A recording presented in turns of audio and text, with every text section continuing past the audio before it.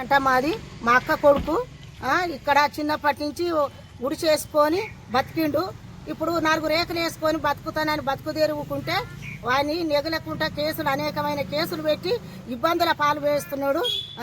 ఇట్లా వంశీకృష్ణ ఎమ్మెల్యే అంట, ఆయన ప్రాణాలు రక్షించే డాక్టరు ఇట్లా ప్రాణాలు తీయొద్దు, మంది ప్రాణాలు తీసి ఇది చేయొద్దు. డాక్టర్ అని నమ్మి వేసిర్రు ఊళ్ళో ప్రజలు, వేస్తే ఇట్లా అన్యాయంగా చేయొద్దు. మొయ్యసు ఆయన బొడ్డ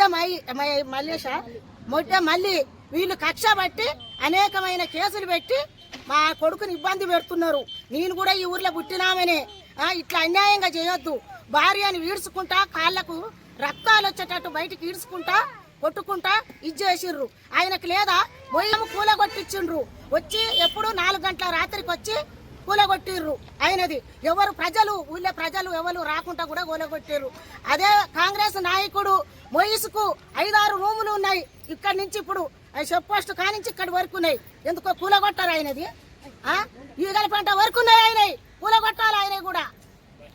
ఎంతవరకు అయినా సిద్ధమే, కోర్టుకైనా పోతాం, హైకోర్టుకైనా పోతాం, ఊకోము ఇప్పటి నుంచి. ఇక ఎంతవరకు చేస్తాడు సంపని ఆయన ప్రాణం పోతామని పిల్లలు లేరా? ఫస్ట్ పిల్లలు ఉన్నారు. ఇది ఒక న్యాయమేనా? దోమలపేట ప్రజలకు న్యాయమేనా? చెప్పురి మీరు.